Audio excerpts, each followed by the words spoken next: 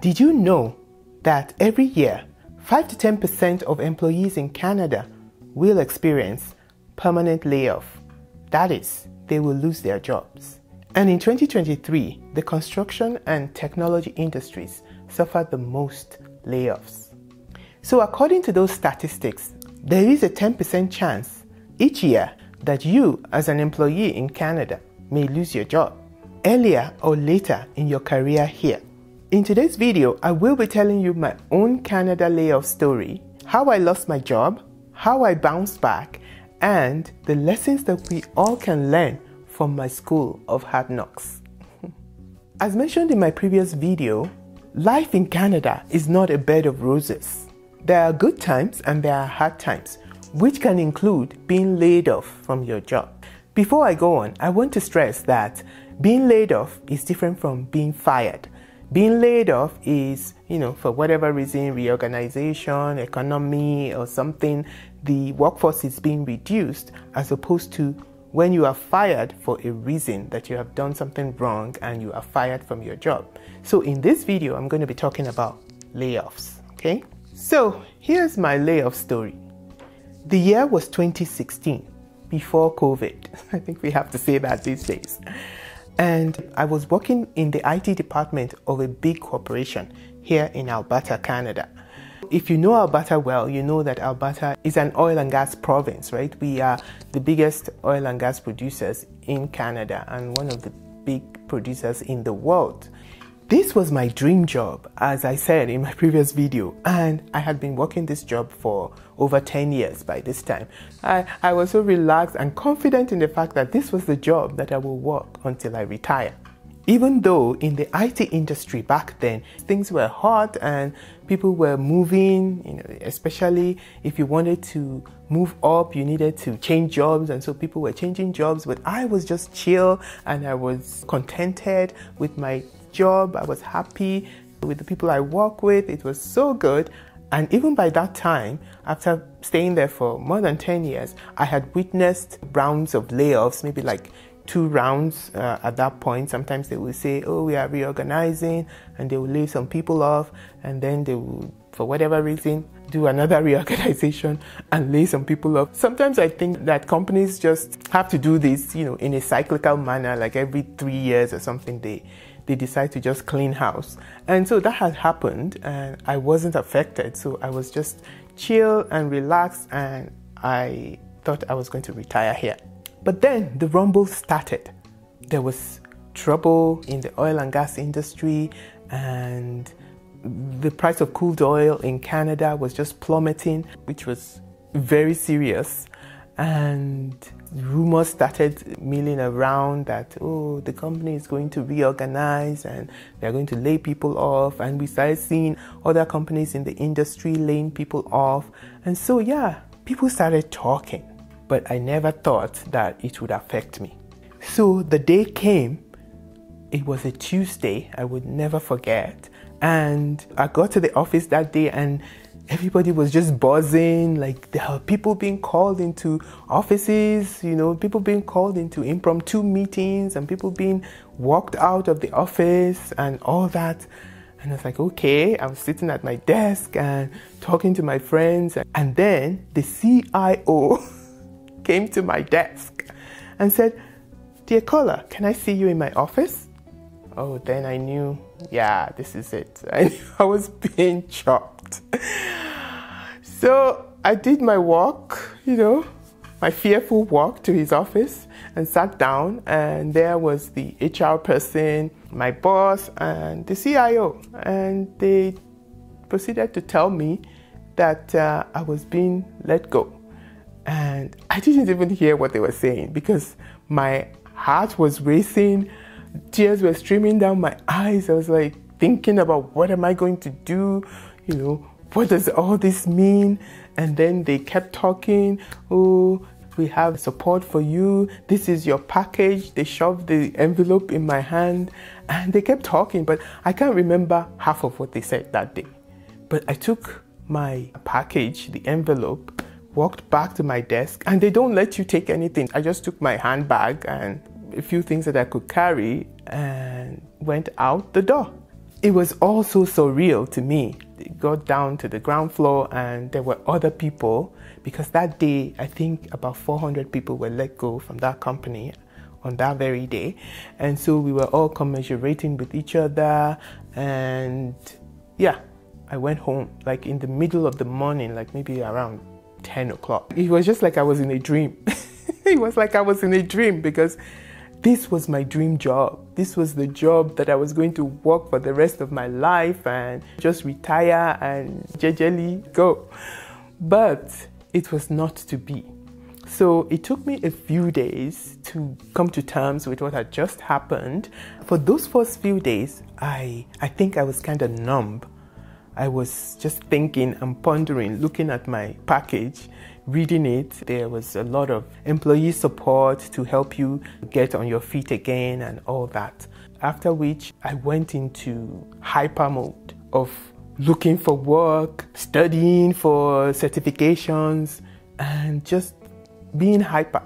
My husband had to tell me that I needed to slow down, that this was not the end of the world, and that I just needed to relax and take some time to rest and not be so worked up doing everything all at once. The good thing about being here in Canada is that when you are laid off, you are given a severance, and the severance is quite significant, especially if you have worked a long time, which I had worked over 10 years at that time, because they calculate it based on the length of time that you have worked. So I did have a lot of money that I needed to think about what I was going to do with. I was just also restless because I couldn't stand just being at home, not doing anything. This was in February, and I think I finally got another job in April and started the job in May. So I was at home for about 3 months, not working, but I did have my severance. And the mistakes I made with that severance is a story for another day. And I will be telling that story on this channel as well. So stay tuned for that. But then the job I got was out of town. So I had to go to Edmonton. I mean, with a family of younger children, it was tough, but me and my husband made it work, and I was there for about 1 year. I became a weekend wife and mom, but I kept looking, and through my network of the people I met in my dream job and along my career, I got referrals for jobs and interviews, and I finally landed a new job back at home. So that is my layoff story. And if you're getting any value from this video, this is the time for you to hit that like button. Give us a thumbs up. This really helps to grow the channel and get the message out to more people. Thank you very much. A few lessons that I think we can learn from this story and from being laid off is, number one, never think that it will never happen to you. Because that was what I thought. I mean, 5 to 10% is pretty significant percentage. And yeah, it can happen to you. But what you need to do is don't let it catch you unawares, right? Be prepared. Keep your network active. You know, like they say in Canada, network is very important for your career. Even if you're in a job, make sure that you keep up your network. You go for the coffees, go for the lunches, go for the different professional events, and just keep up your network. Also, keep your skills sharp, right? Especially if you are in the IT industry like me, make sure you are on top of all your certifications and your professional development. Make sure you are, sharp and ready in case anything happens, you can easily jump back in. And even if you're not ready to move or anything, just, test the waters out there. What is the job market like in case you want to move, or maybe you want to move up. Maybe you're not like me, who's always so contented. You want to keep looking out. You can go for interviews even if you don't mean to leave your job, just to keep yourself up to speed with what is happening out there and what is possible. And also have other streams of income. Like, don't just depend on one stream of income, like your salary from your job. This day and age, there's so many opportunities, so many other things you can do. We can talk more about that on this channel as well. So don't just have one stream of income, so that in case that thing happens, you are okay. Like you are not panicking and in a frenzy and in trouble. Okay, and then number 2 is know that being laid off is not the end of the world, right? Just like my husband told me, it felt to me like it was the end of the world. It felt to me like my world had ended. But like I said, almost 400 of us were affected that day. And the people I know today, they've all found their feet. They're all doing better and doing well today, right? So know that if you get laid off, or when you get laid off, it is not the end of the world. You just need to pick up yourself, dust off yourself, get back at it and bounce back, right? You will bounce back because, yeah, it is sometimes even an opportunity to get something better, to do something different and to progress. Like they say, if one door closes, another one will open. I know it's difficult because I didn't see it that way, but from hindsight, I would just say, see it as an opportunity for something better, to do something better. Then number 3 is spend the laid off time wisely. Many of us are just go. So if they lay you off and you have severance, the idea behind the severance is that you have enough money to sustain you until you get your next job. So take advantage of that. Take it easy. Maybe there are certain things that you've always wanted to do. You know, for me at that time, I did some certifications. I took the time to study and write some exams. Maybe there's some skill that you've always wanted to learn. Use that opportunity to do that. Use that time wisely, because when you start your next job, you are back on the grind again and you won't have that time. So use that time that you have wisely. Maybe there's some business that you've always wanted to dabble into. This is your opportunity to try it out and see how it works. So yeah, it might turn out to be actually a blessing instead of a bad thing for you. And then finally, use your severance wisely. Like I said, I did make some mistakes with my severance because I put some of the money where I should not have put it. And I will be talking about that in another video because, you know, it's gonna make this video too long. But yes, think very well about your severance. Plan to invest it in something that would yield you good returns, that you can look back and say, okay, this is what I did with this severance. All right, do you also have a layoff story?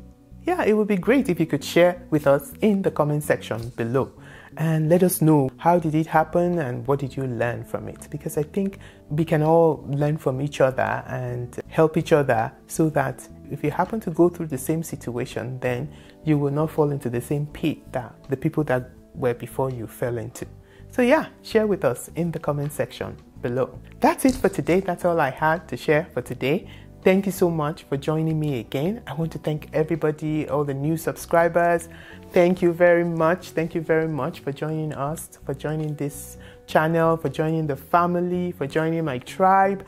Thank you so much. I really appreciate each and every one of you. Don't forget to like, share, subscribe, and hit the notification bell so you know whenever I upload new videos. Also stay tuned to the channel for much more interesting content coming your way. Until I come your way again, until the next video, you go out and make it the best days of your life. Bye.